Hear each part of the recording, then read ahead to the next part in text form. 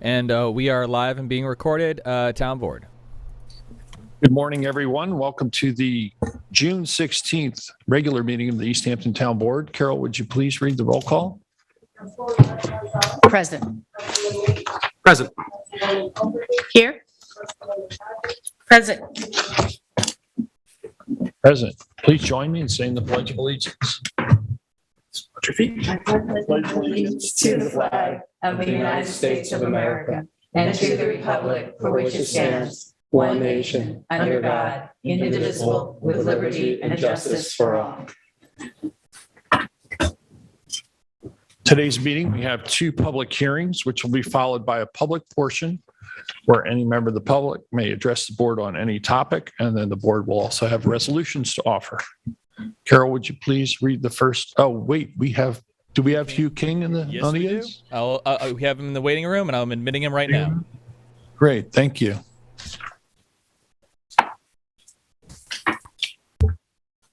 Hugh King, you are live. I'm here. There's our town historian. Good morning, Hugh. How are you? Good morning, everyone. Fine. Can you hear us okay? I can, but don't forget, I'm getting older. Who isn't? Yeah. So today, Hugh, I think you had asked us all to come up with what were the most poignant bits of information about the history of East Hampton that we've reviewed in the last year with you. Correct? And then I think we were also supposed to ask you a question, aren't we not? No, we did that already. Yeah. Oh, we can't ask any more questions because I have so many. Oh. Yeah, you can ask them. Okay.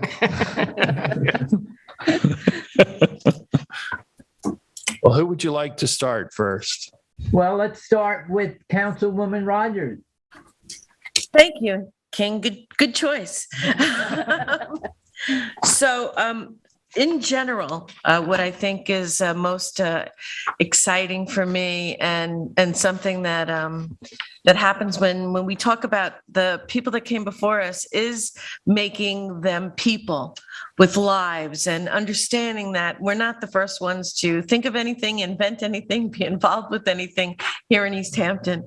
That overall, even before the Europeans came here, the indigenous people had a very strong sense of place for our town and the community, and a strong community structure.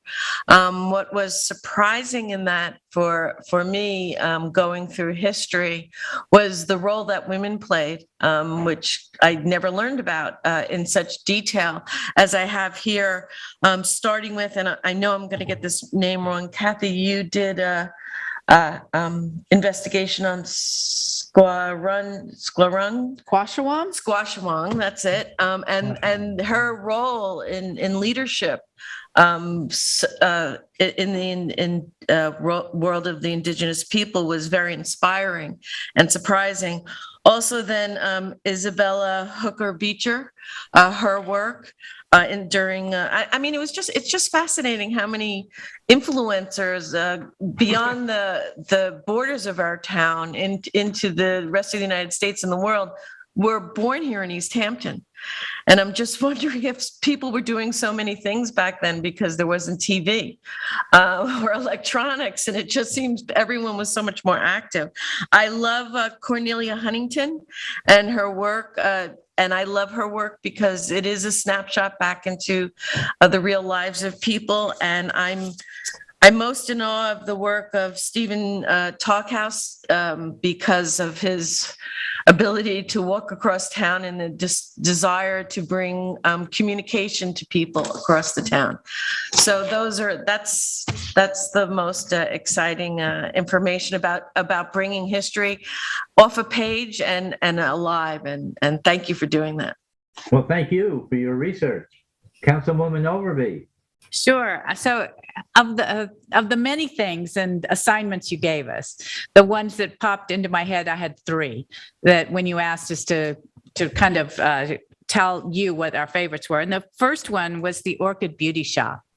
And the Orchid Beauty Shop, the reason was it was about two women starting a business, and they're still familiar names to East Hampton. It was Lucy West and Ruth Hartwell. So I remember that, and I did have a photo of them also at a family reunion. So that was another fun thing to see them. Then I loved the history of Number 1 Main Street in the village, and how that building, which is still available and on the corner, and it still had names that we knew. It was the original post office for the East Hampton. It also had the New York Telephone Company switchboard on the second floor.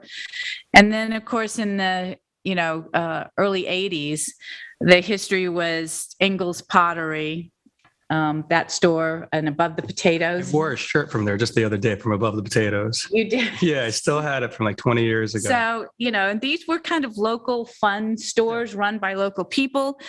Then it became Calypso, then it became Ellie Tahari, then it became One, and this season it's going to become Cartier. So we can see, and some may find that evolution important. I find it somewhat disturbing. So that was interesting. And the last one was about Olivia Slocum Sage. And Olivia Slocum Sage inherited a lot of money at a time when she could actually and did become one of the biggest philanthropists in the United States and in New York State. And that's what, we owe her the Whaling Museum in Sag Harbor, as that was her summer home. And then she bequeathed it to that village. And she also built the library and built Pearson Middle School there as well. So she was a great philanthropist for us and beyond. So those were my three favorite. Mm-hmm. Mm-hmm. Who did you mention first? Who was it? The Orchid Beauty Shop. Oh, Lucy West. Yeah, Lucy West. Lucy West lived to be 100 years old. And you know where she lived? If you go on Race Lane and before you get to the deli, what's the deli there? Whatever it's named, there's a little teeny house on the left. Yep. And it's called the Birdhouse. Yep. Well, next door to that was the Chicken House, owned by the Tillinghast. Oh, yeah. Well, she's the only person to live in the birdhouse next to the Chicken House. Supervisor Van Scoyac. Pardon me, Gabrielle. I apologize, Gabrielle. Could you just make sure that the speakers are muted on the smart board over there, over to the side? I apologize. We're getting a feedback loop because the audio got connected. My apologies, everybody. Yeah, one moment, Jason. We have to bring Gabriella back. We can get the feed. Who's Gabriella? Gotta come to town hall more, you. Gabriella is the glue.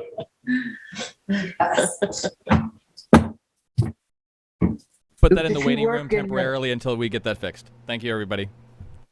Great. Thanks, Jason. So, I really struggled selecting a single one. And frankly, every single topic and person that we discussed, I found fascinating. And, to just reiterate what the previous two colleagues on the board had said, that, I think finding how extensive the reach of an influence of people in East Hampton has been over time. You assigned me, a son of a Beecher, Henry Ward Beecher. And, he and his siblings and his father were all extremely influential all across the entire country. I mean, it really was like a rock star in the day.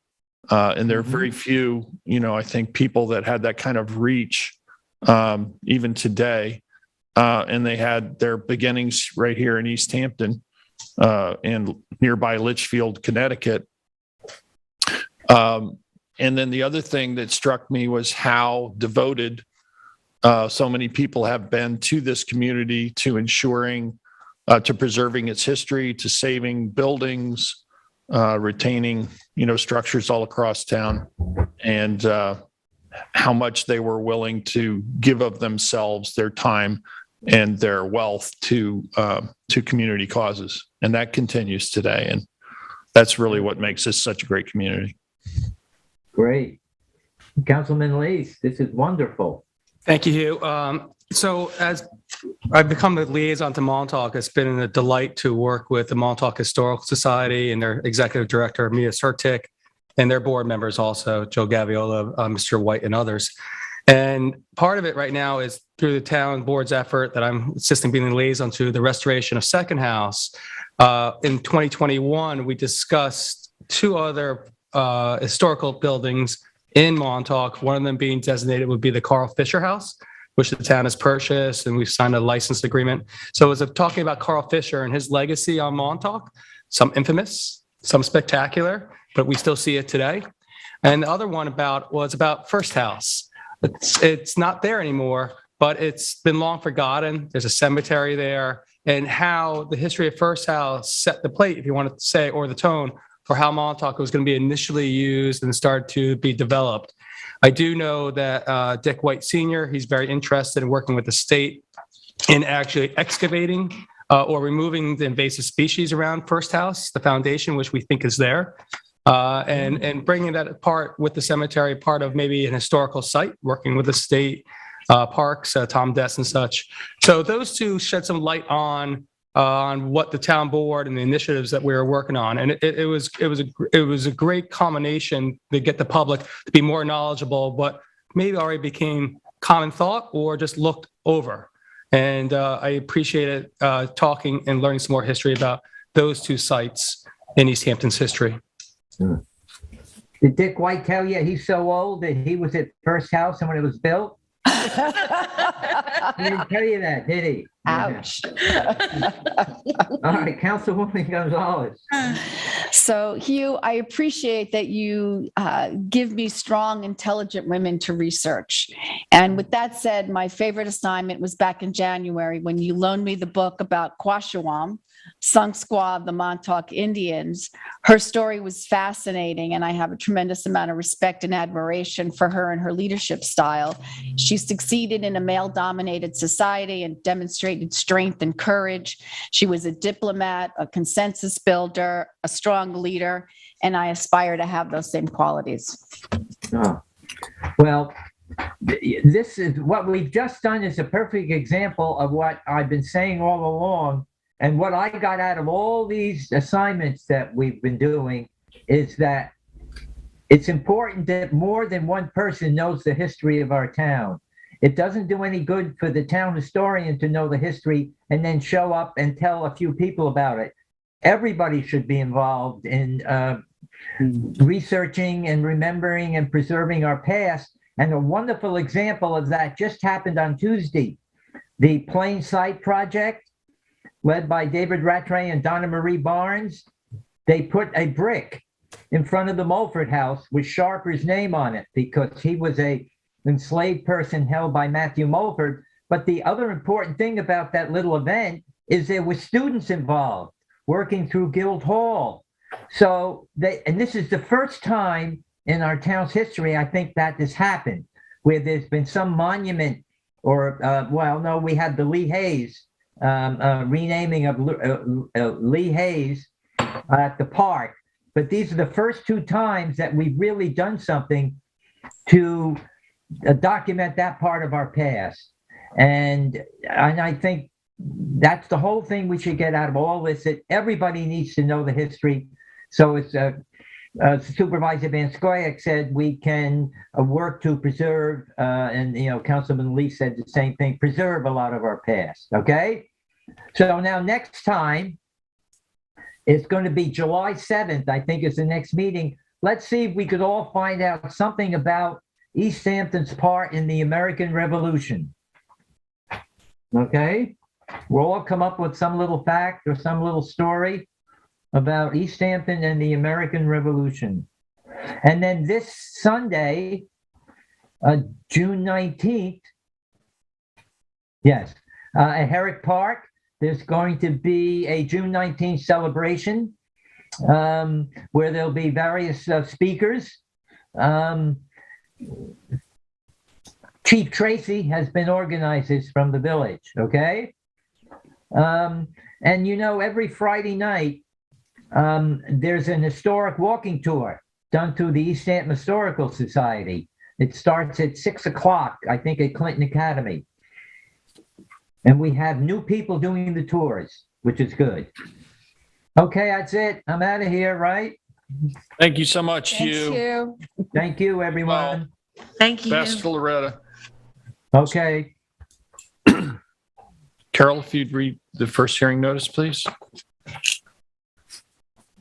Take notice that the town board of the town of East Hampton will hold a public hearing in the town board meeting room, 159 Panago Road, in East Hampton, pursuant to section 247 of the general municipal law and section 64E8 of the town law of the state of New York on June 16th at 11 a.m. or as soon thereafter as this matter may be heard. The town's acquisition for the preservation of open space with community preservation funds of a property located at 77 and 75 Northwest Landing Road in East Hampton, reputedly owned by Joseph F. Bruno and consisting of approximately 0.38 acres of vacant land at a cost to the town of East Hampton not to exceed $690,000 plus reasonable survey, title, prorated tax, and recording charges. Said property being described on the Suffolk County tax map as 393, 15, and 16, an amendment to the 2022 CPF Management and Stewardship Plan to include said property. Thank you, Carol. I believe we have Scott Wilson, our Director of Land Management, to introduce this parcel. Yes, thank you. Thank you. So as you can see on the aerial, the property actually represents as two parcels. In fact, those parcels have merged, so it's actually one building lot. These two portions outlined in blue. You can see that it's directly contiguous to a parcel we recently acquired just to the north for preservation with CPF. Plus, you can note the significant investment in preservation surrounding this area. The depth of groundwater here makes the area particularly sensitive and vulnerable to sea level rise. Actually, we have a layer on our GIS program. I'm just going to turn on so you can sort of see these are the CPF priorities. Everything in pink here. So the town has its eye on this particular area with an interest towards preservation. Let's see. The parcel is within the Harbor Protection Overlay District, a water protection district, the Northwest Scenic Area of statewide significance, Peconic Estuary Program's Northwest Harbor Critical Natural Resources Area, and a Northwest Scenic Area of statewide significance. It's a mouthful for preservation here. The parcel is surrounded by significant wetlands with a high-quality black tupelo and red maple swamp, and these wetlands are a direct conduit to an extensive tidal marsh. As Tyler Borsek points out in the planning assessment for this property, any construction would require significant variances and would have deleterious effects on the wetlands and on the waters of Northwest Creek. For that reason, I would ask the board to pass a resolution to acquire. Thank you, Scott. Is there anyone here who wishes to address the town board on this topic? Jason, do we have any callers on the line? Yes, we do. I am unmuting the first caller now. 8764. Good morning. This is David Buddha. I don't have any specific comments with regard to this very positive proposal, but in general, I would like to again ask that the town consider adopting a procedure whereby prior to the date of the hearing on the town website, you would post, for example, Scott just mentioned Tyler Borsek's evaluation report prepared by the planning department, which is used by both the CPF advisory board and the town board to evaluate a proposed purchase. That memoranda is not a secret once you make a decision to acquire. It should be posted in advance of the meeting so that someone can prepare in advance, review a particular proposed CPF project purchase, and evaluate it at their convenience in advance of the hearing. Also, to the extent some of these purchases involve the town choosing to enter into a conditional contract, which is really the preferred practice so that you can lock in a price in case the matter proceeds. If there has been a conditional contract executed, that's a document that should also be posted in advance so that people can review meaningful documents before a public hearing. Other people have, again, reminded you that what you do for your work sessions is wonderful. You let the public know in advance access to the documents that are provided to you to help you make your decisions. Well, it's equally, if not more important, to do so the same process for public hearings. This, from what I've been able to look at and review, I have absolutely no objections to this proposal, but it's just a general comment that you really need to educate the public, and full transparency requires that the meaningful documents be made available in advance prior to the public hearing. Thank you. Thank you, David. Do we have any other callers on the line that wish to address this particular public hearing? We very well may. Give me a second. I'm just going to unmute one more caller, and it's from a town hall number. I just want to make absolutely sure. Hello, caller ending 4141. You are on the air. Hello, caller ending 4141. Okay, I'm hearing nothing. I'm guessing somebody's just listening. That's fine. Aside from that, we have no other callers. Motion to close? Second? All in favor? Aye. Aye, passed and carried. Carol, if you'd read the next and final hearing notice for today. Please take notice that pursuant to Carol, could you do me a favor? Could you push the talk button on your microphone? I apologize for interrupting. You're not coming through on the mic, Carol. the town board of the town of East Hampton will hold a public hearing in the town hall meeting room, 159 Panago Road, East Hampton, on Thursday, June 16th at 11 a.m. or soon thereafter, as this matter may be heard concerning the filing grant of scenic and conservation easement to the town of East Hampton. The grantor is the Edward F. Albee Foundation Incorporated. It's a scenic and conservation easement dated May 20th at 91 Fairview Avenue in Montauk, Suffolk County Tax Map 316-222, and the reviewing agency is the ZBA. Thank you, Carol. Is there anyone here who wishes to address the board on this topic? Jason, do we have any callers on the line that wish to address this? Let's unmute David one more time. I'll entertain a motion. I apologize, everyone. We had a stream problem over here on our end. Our YouTube stream went down. I just have to make sure that it's reconnected. We are still recording and streaming onto the channel. Again, my apologies. Jason, do we have any other callers on the line? We have no other callers on the line.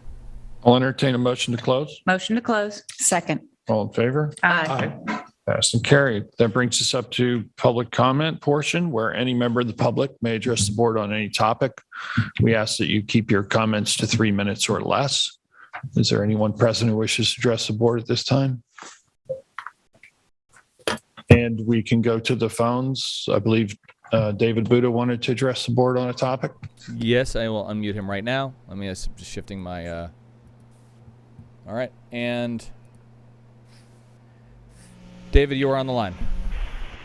Thank you very much. I have just two things I'd like to comment about. You have a resolution number 787 on today's agenda, which is a matter involving proposed modification of, to schedule a public hearing to discuss a proposed modification of the old filed map. This is going to be of tremendous concern and interest to the neighbors who are all ready to pounce on this, but I do want to make one technical, or should I say clerical correction. There's a typographical error probably caused by cut and paste. In the body of the resolution, you reference a public hearing to be held on September 16th, 2021. That obviously came from a prior resolution. The public notice that's been drafted is correct. Apparently the hearing will be on July the 7th, 2022. So as not to cause any confusion and have to do the whole thing all over again, I would request that you correct that typographical error. The second comment, There's quite a few. Apparently there are some other errors as well. Well, I only found one and I stopped there. The other one I want to comment on is Resolution 779. Again, this is a significant $4.5 million CPF proposed purchase. It might be the best thing since sliced bread. I don't know for sure. I know that at least it's adjacent to, it's on the proposal is for, it's on the project plan, at least these 2 lots. I think even the 3rd lot that's adjacent to it is on the project plan. But I just want to comment that, as I said before, I won't repeat myself, please make available all meaningful, relevant information before the public hearing. I also want to alert you to the fact that according to the deed records that I've seen, it appears that there is a co-owner of one of the parcels that has not been mentioned in the resolution. In fact, that is the entity that pays the taxes. It's a entity known as Cogden's Point LLC, and they seem to have a half interest or a shared interest in one of the 2 parcels, and they should be mentioned in the resolution if that is correct. The other thing is, this is an example, a significant transaction involving a foreign LLC, one that's based in Florida, that has no indication of who the principals are. I think it's incumbent upon the town to disclose the managing partners and principals of any entity that's involved in a significant transaction with the town board. I believe that the ultimate person who is behind this Black Cannon Investments is a fellow named Jay Rhodes, but I could be totally wrong, and he's located somewhere in Denver. It's the town's job to disclose who's involved in a $4.5 million transaction, even if there's absolutely nothing critical to say about the transaction. Thank you. Thank you, David. Do we have any other callers on the line? Jason? Yes, we have one more caller on the line. Immediately unmute right now. Hello, caller ending 4221. You're on the air. Thank you, Jason. Good morning. It's Jane Meering, and I'm against it. Town Board, I would like to just flag a question about actually a particular property, speaking of CPF transactions. This is 26 Green Hollow. As a reminder, this 0.8-acre lot was one of 4 parcels created in the Buckskill Farm subdivision back, I think, in 2005. Totaling less than 3 acres, the rear or northern property lines of those 4 lots are directly contiguous to the lovely Buckskill Farm Preserve that the town owns. As everyone here and some might listening will recall, last year the town entered into a preservation transaction to purchase 3 of those 4 parcels, numbers 28, 30, and 32, totaling just under 2 acres for $6.8 million. That acquisition was funded 61% by public CPF funds, with the remaining 39 sourced from interested parties, 1 outside interest, and 6 neighbors who really wanted to preclude development around them. Aside from protecting 2 acres of woodlands from meeting their demise in the nasty wood chipper, the key rationale was to protect the scenic, quote, the scenic and nostalgic viewshed across the farmland. At the time the CPF transaction was brought to public hearing in October 2021, that 4th lot in the subdivision, 26 Green Hollow, was already under construction. I think the spec developers of this project might have been among those parties who instigated the CPF deal, knowing that they clearly stood to benefit meaningfully from the town's majority acquisition.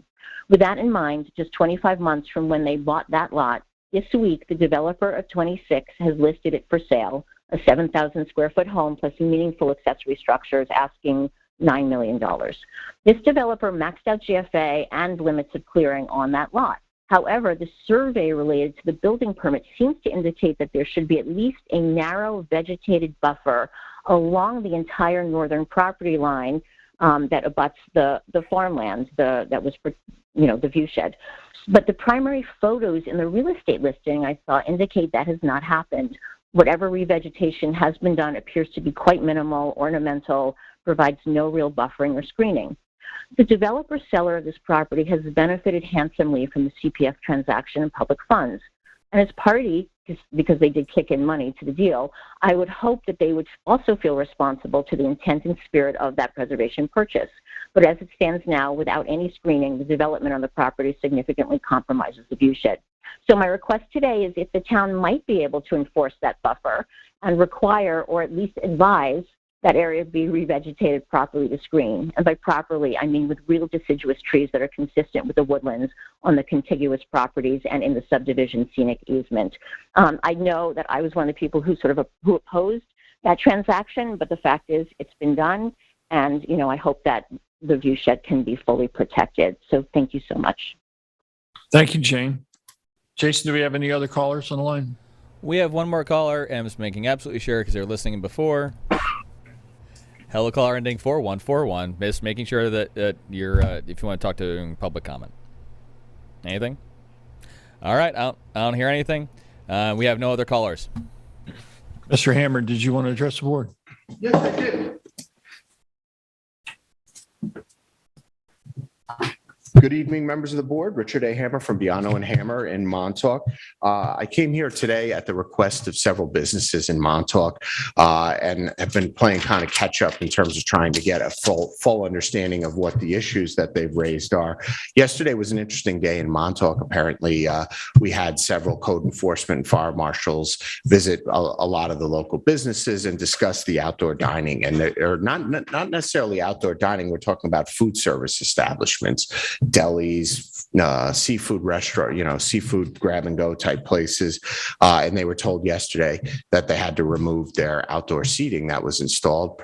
Probably some of it was under the executive order. I since found out that, in fact, that it was authorized under Section 200. This board had adopted a pilot program that I've been told is expired, although it doesn't say that in the actual law. There's no sunset provision on it. I thought it was easier and more efficient to have me come in and speak to you rather than 10 individual business owners standing in front of you. And because of the short notice, this occurred yesterday afternoon. I didn't have time to reach out to the Chamber of Commerce. I do expect they probably will also liaise with the board on this as well. So yesterday, Fire Marshal and Code Enforcement demanded the removal of the encroachments in outdoor installations of the outdoor dining. I don't know exactly when these expired. As a matter of fact, I just met with one of the town attorneys in the pilot program that allowed this. We're not sure exactly when that was revoked or expired. I think there's a lot of support for these types of establishments to continue to have these outdoor dining facilities. And I would hope that the board would work with the stakeholders in the community to see that this continues. We all would support measures that would not affect parking, emergency egress, or handicap accessibility to any of these establishments. And that was kind of part of the original Section 200. I think people today, even though COVID is waning, it's not gone right now. And I think people are just more comfortable in an outdoor location, complying with CDC guidance, et cetera. And truthfully, it's been kind of nice. I think that's one of the things that came out of COVID that we all realize is, both our family and our other relationships that are more important than a lot of things that kind of got resharpened.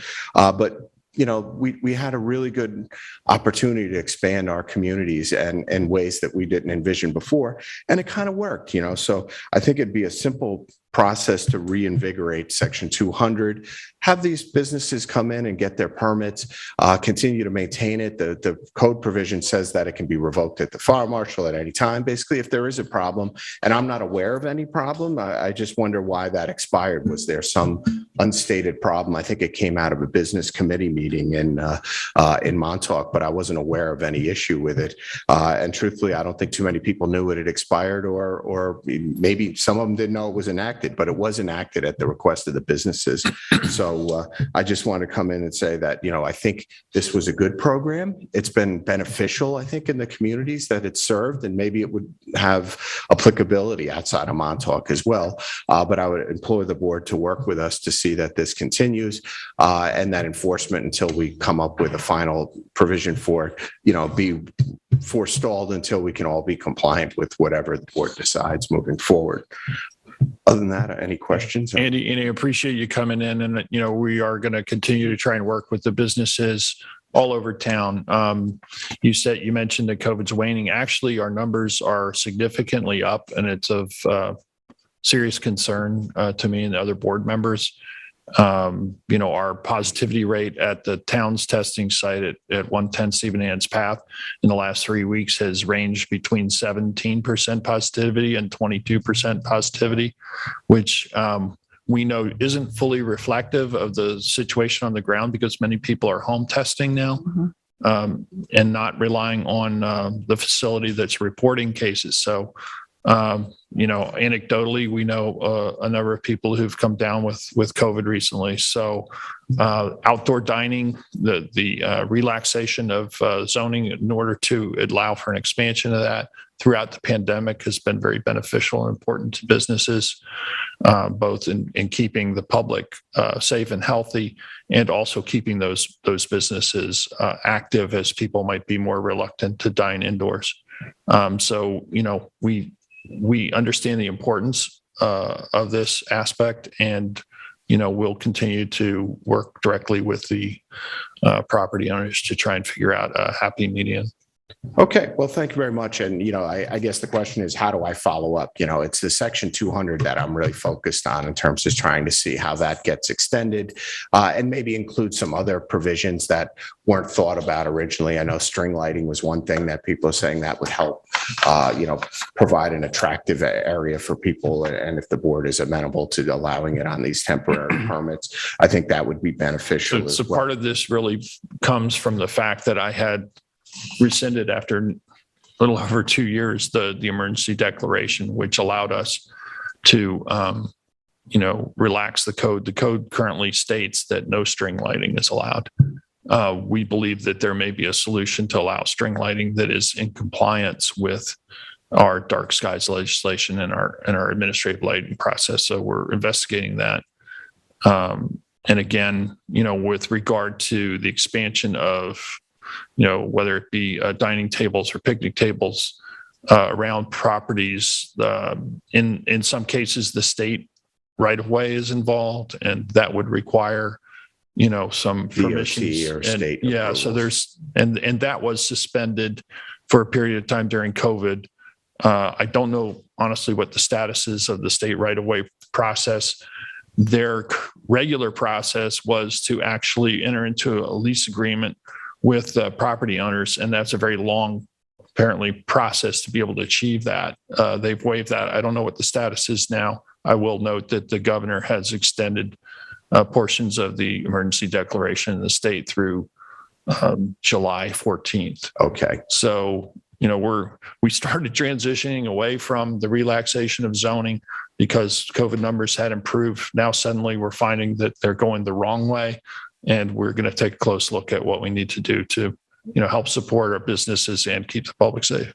All right. And thank you very much. I would say by and large, I'd say 99% of the people that I've spoken to are not on state right of ways. They're, most of these are on town right of ways that are adjacent and outside of the downtown area. That's good to know. So we'll circle back with town staff to discuss the issue and, be in contact with. So Andy, we did, enact outdoor dining legislation that is new, and you need to come into the planning department, and you can also get an administrative lighting permit at the same time.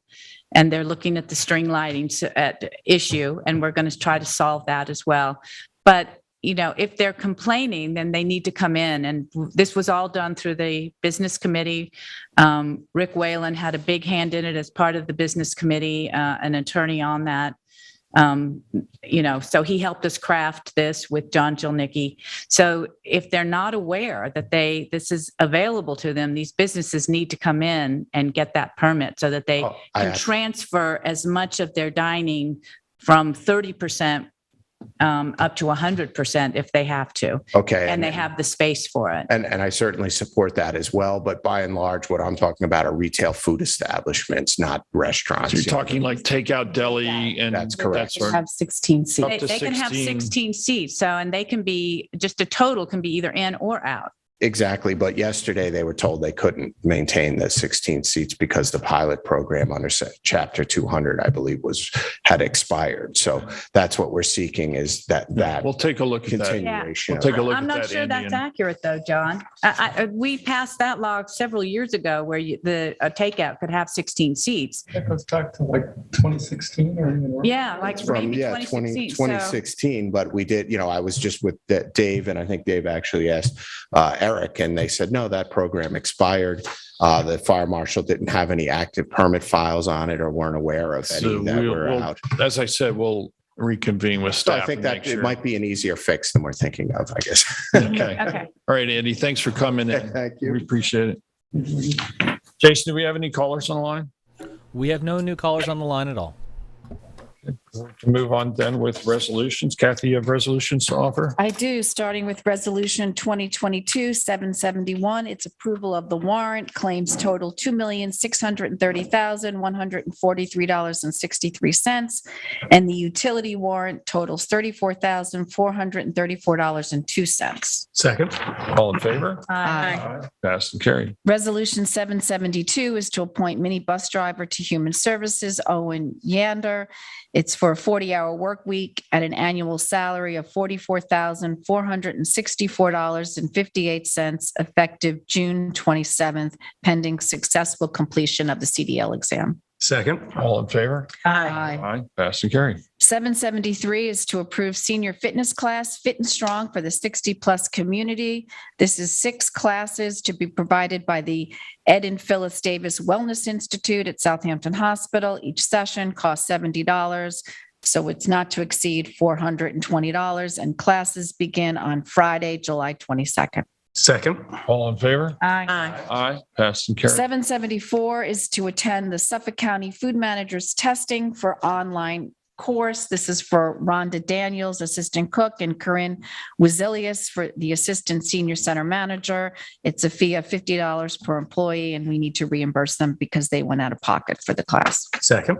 All in favor? Aye. Aye. Passed and carried. 775 approves benefits of massage class for the 60-plus community. These are 9 sessions, again, provided by the Ed and Phyllis Davis Wellness Institute.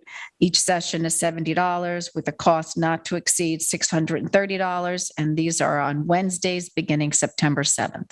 Second. All in favor? Aye. Passed and carried. 776 is, I brought this up during my liaison report, is to let the folks from the Neopolitical Cowgirls have a mini food drive for the Little Free Food Pantry that's located at the Senior Center on Springs Fireplace Road. And it's this Saturday from 12 to 2. Second. All in favor? Aye. Passed and carried. Resolution 777, we're looking to increase or establish rush fees for special event permits. We amended the code, Chapter 151, special event permits earlier this year. It lets us have the ability to charge a rush fee, and this will establish the rush fees. And it's at the discretion of the Special Events Committee. Second.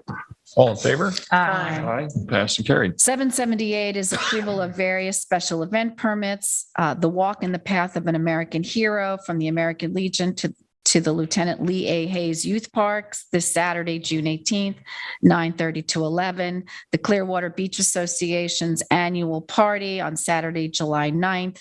And the Wounded Warrior Project Soldier Ride, it's going to be held Saturday, July 16th from 7 a.m. to 3 p.m. And this year it's at the Amagansett Fire Department. Second. And various town roads to Sag Harbor and back. Apologize. Second. No worries. All in favor? Aye. Passed and carried.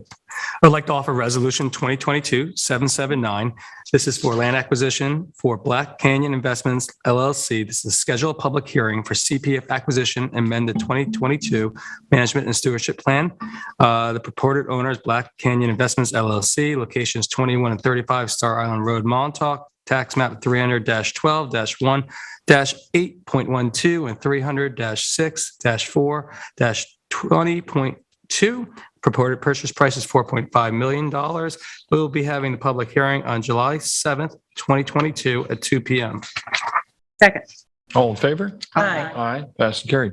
780 is appoint seasonal groundskeepers in the Parks Department, Aaron Arkinson and Devin Mansard Jr.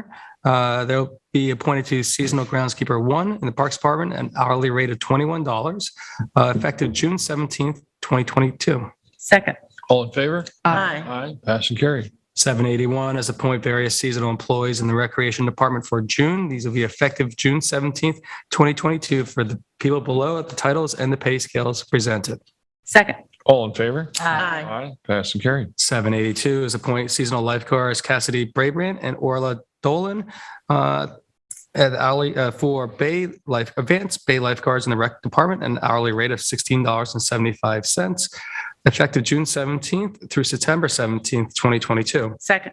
All in favor? Aye. Aye. Passed and carried. 783 is amend resolution 2022-595. This is for Stephen Hans Path Ball Fields for the engineering, where initially we had resolution 2020-1022 for engineering from Elkin McLean Associates at the cost of $76,500.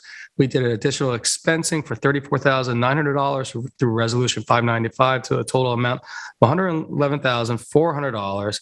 But we need to amend the resolution authorized as follows and change the budget lines from budget lines HA 16205200520060 for $3,500, and also budget line HA 70205260622025 for $31,400. Second. All in favor? Aye. Aye. Passed and carried. 784 is authorized payment for stable shades in the Recreation Department in the amount of $90 to be refundable for the spring soccer program that his child was registered and did not attend. Second. All in favor? Aye. Aye. Passed and carried. 785, I apologize. 785 is a budget modification in the Highway Department, taking $500 from tree maintenance and bringing it to $500 for advertising. Second. All in favor? Aye. Aye. Passed and carried. 786 is a transfer from the Laura Simonson Skate Park Reserve, and the amount of $65,000 were donated to be brought for the improvements that are happening and ongoing expenses. Second. All in favor? Aye. Aye. Passed and carried. Resolution 2022-787 is a notice of public hearing to amend UR map 11 and 14 in SP 3.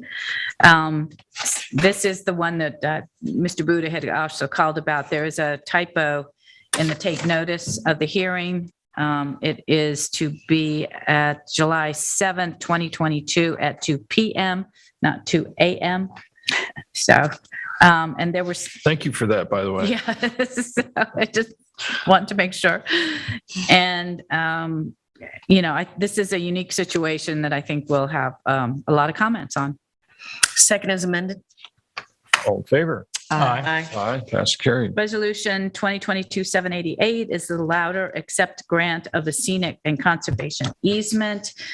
We did hear this at a public hearing on September 2nd on 2021. However, there was a problem with the transcript, so that's why we're just getting to it now.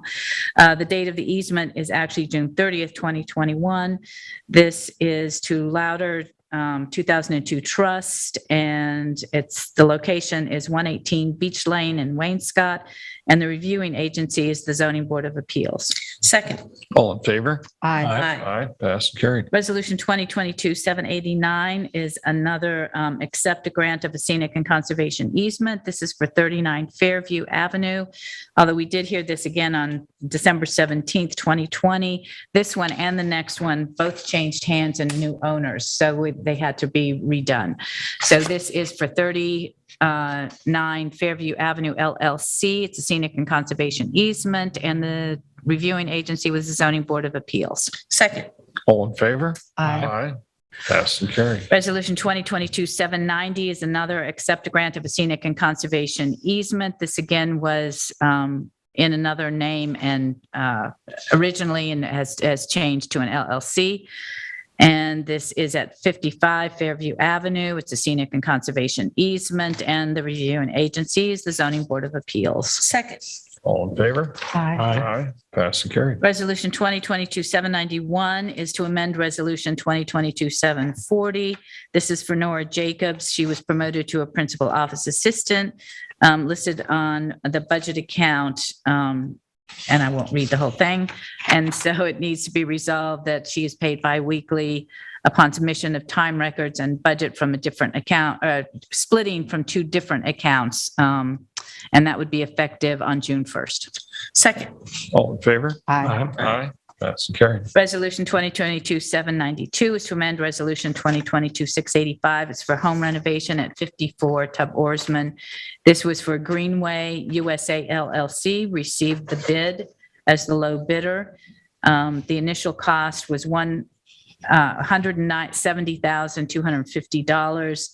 And it's going to be split again into two different fund lines. Second. All in favor? Aye. Passed and carried. Resolution 2022-793 is to retain Vincent Gordiello of the Rayner Group for engineering services not to exceed $15,000, and the hourly rates are listed. Second. All in favor? Aye. Aye. Passed and carried. And I have Resolution 2022-794, and this is to appoint Samantha Shore to the position of part-time student intern 2 in the Natural Resources Department at the hourly rate of $17 per hour, effective retroactive to June 13th, 2022. Second. All in favor? Aye. Aye. Passed and carried. Also, I offer 2022-795, which is to amend employee payroll account code. And this is whereas town employee Samantha Klein has been a split employee between Land Management Department and Natural Resources Department, and her salary was apportioned to each department 50%. So it is resolved that due to a change in duties, the employee, Samantha Klein, will solely be an employee of the Natural Resources Department effective June 19th, 2022. Second. All in favor? Aye. Aye. Passed and carried. Resolution 2022-796 is the list appointment police officer for the East Hampton Police Department, Matthew Griffiths, and that would be at an annual salary of $58,563.16. Second. That's effective June 19th. All in favor? Aye. Aye. Passed and carried. 797 is the list appointment police officers in the East Hampton Town Police Department, Emily Papp and Steve Piazza. And they will have an annual salary of $58,563.16 effective June 19th. Second. All in favor? Aye. Aye. Passed and carried. 798 is a list appointment and promotions for ordinance enforcement officers in the ordinance department. And that would be for Ali Benozzi, Charles Pelez and Russell Young at various rates. Second. For a 40-hour work week. All in favor? Aye. Aye. Passed and carried. Resolution 799 is Police Officer James Giza. And that's for dive training. And that would be in an amount not to exceed $500. And that's at Peconic Scuba, Hampton Drive, Riverhead. Second. All in favor? Aye. Aye. Passed and carried. Resolution 2022-800 is to amend Resolution 2022-749, renewal of plain noise agreement. And let's see, resolve that town hereby does approve the purchase of, oops, that's the wrong page. Sorry. It's the, Fell right off the. It's right at the top. Page. 800. yeah, I'm on page 19 Sorry. for mine. Resolve the bottom of, I thought it went up to the next page. It does, just the way top. Yeah, right. Sorry. And that is to amend, to provide the renewal rate that's amended to $2,050 per month, $24,600 per year. Supervisors hereby authorized to enter into the agreement on behalf of the East Hampton Town Airport to retain the continued services plain noise effective retroactively April 1st, 2021 through March 31st, 2024. Second. All in favor? Aye. Aye. Passed and carried. Resolution 801 is amendment to the MOA, municipal agreement with Suffolk County, Town of East Hampton School Bus Stop Arm Program 22 TPVA 007A. Second. All in favor? Aye. Aye. Passed and carried. 802 is to authorize expenditure refreshments, Lee Hayes, and that is not to exceed, let's see, in the amount of $1,177.34 from various budget lines. Second. All in favor? Aye. Aye. Passed and carried. 803 is standardization under GML 103.5. And it's resolved town hereby standardizes Axon tasers as standard for such equipment for the police department for the reasons herefore set forth. Second. All in favor? Aye. Aye. Passed and carried. 804 is budget modification for the fire marshal. And that is moving from public education supplies in the amount of $1,400 to computer equipment in the same amount. Second. All in favor? Aye. Aye, passed, carried. 805 is approve fiber optic internet service to police headquarters. Resolved, town board hereby accepts proposal for Verizon Business Network Services LLC, Verizon at a cost of $975 per month for a 3-year term, and the supervisor hereby authorized to sign. Second. All in favor? Aye. Aye. Passed, carried. Additional resolutions, Sylvia? I have one, 2022-806 is for an easement. It's the Edward F. Albee Foundation, Inc. Accept the grant of a scenic and conservation easement. This is at 91 Fairview Avenue in Montauk, and the reviewing agency is the Zoning Board of Appeals. Second. All in favor? Aye. Aye. Passed and carried. Any other resolutions on matter to bring before the board?